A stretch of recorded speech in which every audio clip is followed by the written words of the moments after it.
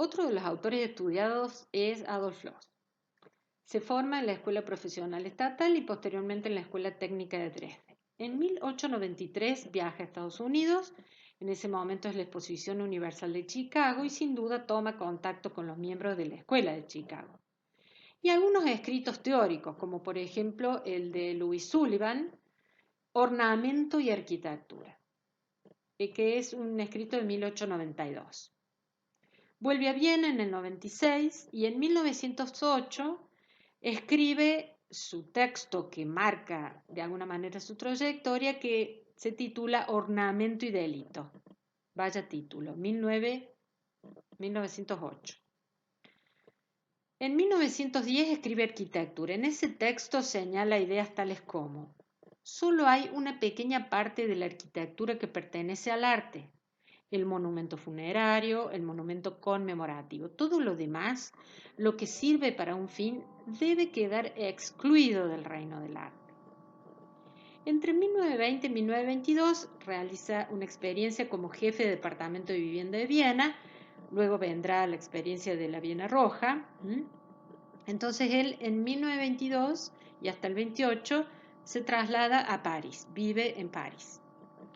Hacemos un paréntesis en este punto para señalar la red de vínculos que establecen estos autores a través de otro de los modos para difundir las ideas y concreciones: las revistas. Así como mencionamos las exposiciones, como el caso del de la Deutsche Werbung, acá estamos haciendo mención a las revistas. En este caso, la revista del Espíritu Nuevo o del Espíritu Nouveau, cuyos mayores artífices son Le Corbusier, Amadeo Saint-Pham y también el poeta dadaísta Paul Dermé, que fue un importante colaborador inicial, pero no participó de todos los números como sí lo hacen o Saint-Pham y Le Corbusier. La influencia de Loos fue decisiva en la depuración del programa tipológico del purismo. Ese impulso para sintetizar a cualquier escala concebible los objetos tipo propios del mundo moderno. Además, puede considerarse a Loos como el primero en exponer el problema que Le Corbusier luego iba a resolver finalmente con el desarrollo de la planta libre. La revista L'Esprit Nouveau abarca diversas temáticas con el purismo como eje, otra de las vanguardias derivadas del cubismo. Desde la discusión estética general a la arquitectura, pasando por la literatura, el teatro, el cine, la pintura, la escultura, la moda, el mobiliario, entre otros. Ahí vemos dos cuadros de Saint-Pham, un poco el líder del movimiento purista, gran compañero de Le Corbusier.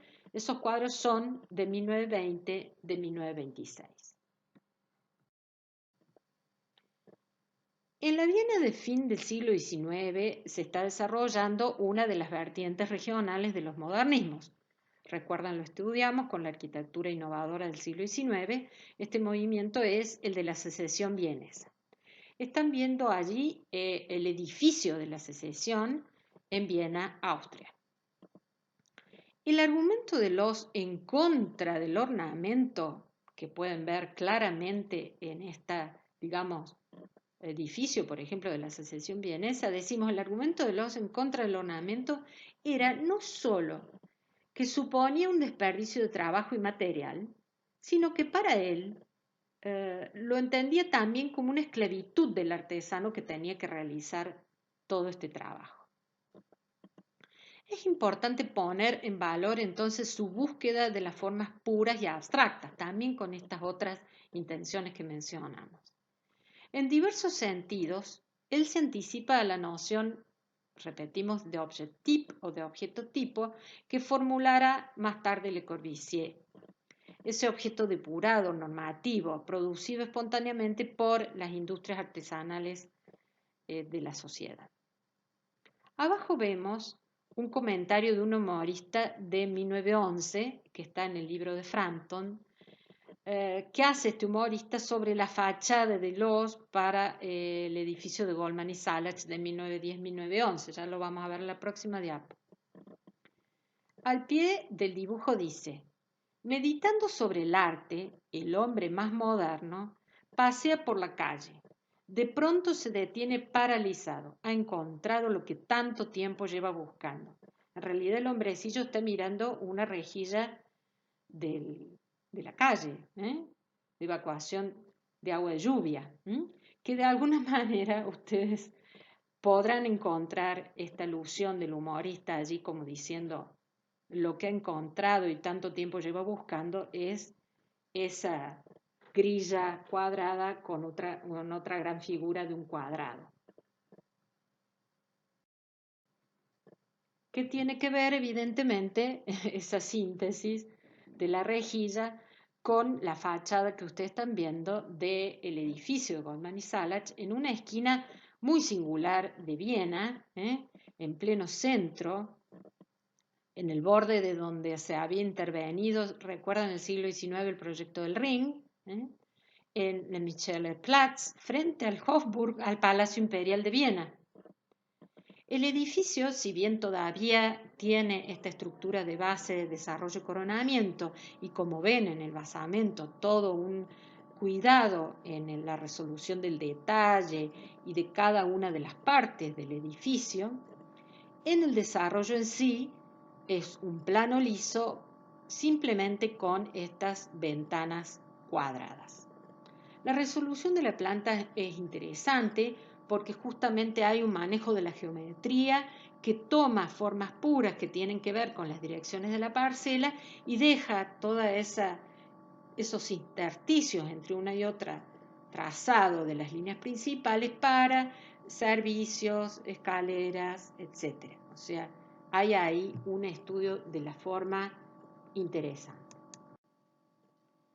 Estamos viendo una casa de 1910, la Casa Steiner en Viena, Austria, que es la primera de una serie de casas en las que Loos desarrolló gradualmente su concepto de Raumplan, un complejo sistema de organización del espacio interior que irá evolucionando hasta llegar a obras como la Casa Möller o la Casa Müller, organizadas mediante justamente desplazamientos de los respectivos niveles de las plantas principales, no solo para crear un movimiento espacial, sino también para diferenciar entre una zona de estar y la siguiente, darle jerarquía a las zonas más importantes de la casa. Se ve un lenguaje exterior abstracto, claramente prismas blancos sin ornamentación, mucho más patente en la fachada posterior que estamos viendo a la derecha. Y en los espacios interiores de la casa, como ven a la izquierda abajo, cómo se da esta idea de dilatar el espacio de acuerdo al uso de cada uno de los ámbitos.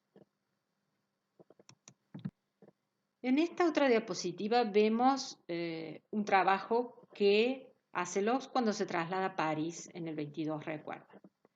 Por invitación, dijimos, de un poeta dadaísta, Tristan Tzara, para quien diseña su casa, o sea, diseña la casa de Tzara en el 26. Una vez más vemos cómo las vanguardias artísticas del principio del siglo XX se relacionan con la arquitectura a través de diversos actores que interactúan entre sí.